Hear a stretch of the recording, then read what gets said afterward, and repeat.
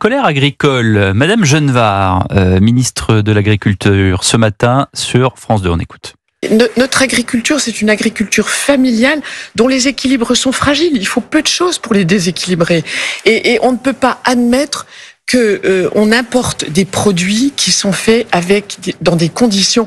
La déforestation là-bas, l'abandon des prairies ici, c'est pas possible. Je dis simplement que un accord qui se fait sur le dos de l'agriculture n'est pas un bon accord. Dans un accord, le tout c'est l'équilibre. Quand il y a des facteurs de déséquilibre, on ne peut pas l'accepter. Donc l'accord du Mercosur, le projet d'accord du Mercosur, dans ces conditions, n'est pas acceptable. Alors, ce qui est assez amusant, c'est que c'est un peu à double tranchant avec Madame Genevard, parce que d'un côté, elle dit ça, et donc elle est quand même derrière les agriculteurs, et puis elle dit attention, les blocages sur les autoroutes, etc., c'est pas bien. Donc c'est un peu à géométrie variable, non ? C'est pas géométrie variable, c'est qu'on peut soutenir une profession et en demandant de pas tout casser, de mettre du désordre, de bloquer les routes. Enfin, c'est aussi une habitude chez les.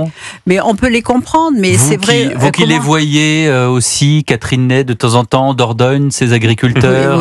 Oui, non, mais je peux pas dire. Enfin, c'est un problème qui m'intéresse beaucoup, parce que moi, je crois que le principal ennemi de l'agriculture française, avant le Mercosur, c'est tout le tracassin qu'ils subissent, avec les contrôles permanents, qui fait ils sont suspectés de tout, les réglementations européennes et françaises, c'est la surexploitation des directives, surtransposition, et donc ils deviennent fous, et c'est vrai, la ministre vient de dire que c'était des exploitations familiales, et il y a un problème de fond voilà, les agriculteurs adorent leur métier, c'était le temps où il y avait des fermes et tout ça, qui aujourd'hui, à l'échelle mondiale, fait que souvent, elles sont petites, sauf si on a une niche sur un produit qu'on peut développer et en bien vivre, mais des entreprises, des familiales, qui sont trop petites, c'est difficile de survivre, hein. Faut bien voir, et alors là, on sait que d'ici 10 ans, je veux dire, beaucoup vont partir à la retraite. Et peut-être qu'à ce moment-là, ce sera l'occasion, si les enfants ne veulent pas, de regroupement pour repenser l'agriculture française.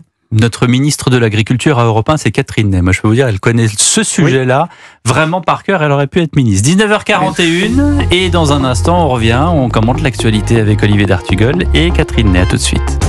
Europe 1 soir. 19h, 21h, Pierre de Villeneuve. Et avant de reprendre le débat, sachez que demain, comme tous les jours, Ondelat raconte.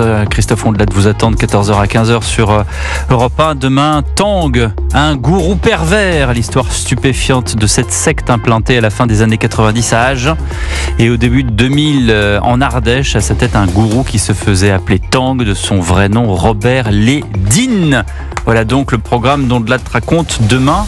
Et demain, ça commencera fort sur Europe 1, puisque 8h10, nous aurons le ministre de l'Intérieur, Bruno Retailleau. On va y revenir dans un instant, mais je voulais qu'on termine sur le chapitre agricole, qui est lié d'ailleurs, puisqu'il y aura peut-être, on l'espère pas, mais en tout cas, il y a des ministres qui appellent à ne pas violenter et à ne pas s'attaquer aux camions, à la déverser les camions étrangers.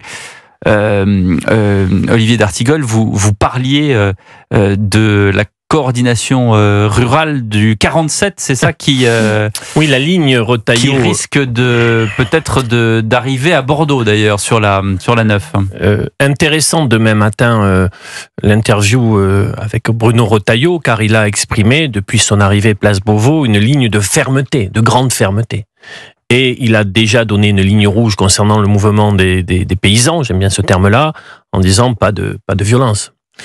Mais nous avons un double phénomène, notamment dans certains départements. C'est le cas dans le Lot-et-Garonne avec la coordination rurale, d'une forme de syndicalisme agricole qui n'est pas identique à ce que peut faire la FNSEA, par exemple, pour des actions coup de poing. En jouant sur deux aspects. D'abord, le désespoir. Beaucoup de paysans disent aujourd'hui, nous n'avons plus rien à perdre. Parce qu'il y a en effet le Mercosur, Catherine l'a dit, il y a les normes, la surtransposition, et il y a le revenu paysan. La répartition de la valeur ajoutée sur l'ensemble de la filière. Et là, bien évidemment, les paysans ne vivent pas de leur travail, ne dégagent pas un salaire. Donc, ça peut vraiment donner un moment très, très dur.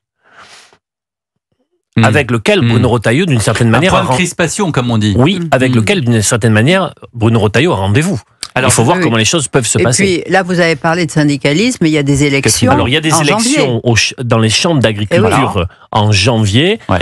Les dernières élections, il y avait 50% pour la FNSEA, 50% Confédération rurale, 25 Confédération rurale, 25 coordination rurale. Donc là, il y a des enjeux de pouvoir extrêmement importants dans 1 mois et demi.